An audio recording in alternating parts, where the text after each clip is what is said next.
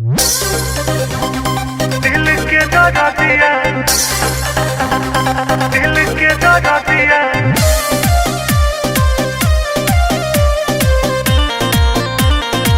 बात ला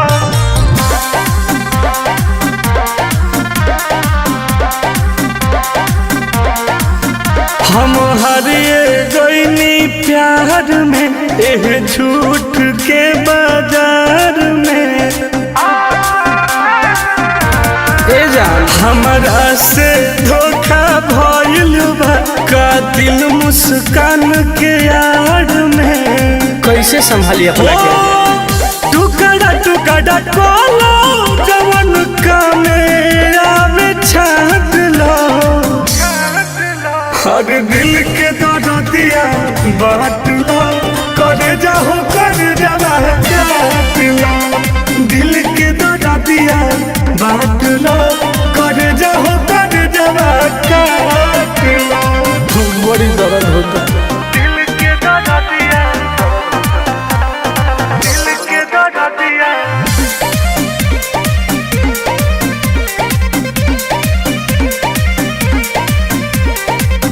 आज हमारा के कैसन दिनवा देखलो, दिलवा के बगिया में अगिया लगलो।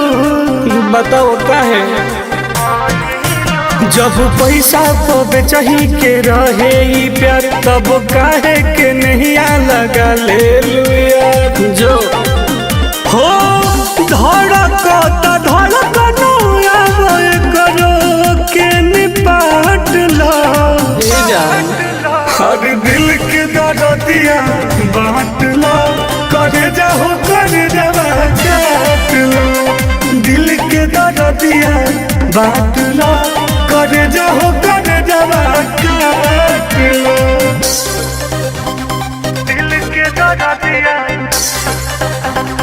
दिल के दर्दिया।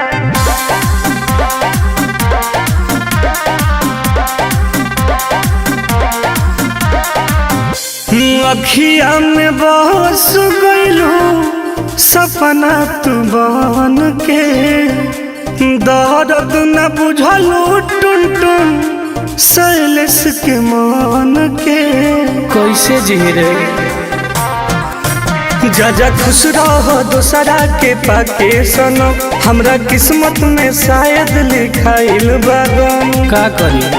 हो अब नहीं कहब कहियो, दिलवा से साथ लो। हर दिल के दर्दिया बांट लो, कर जाओ कर जावा काट लो।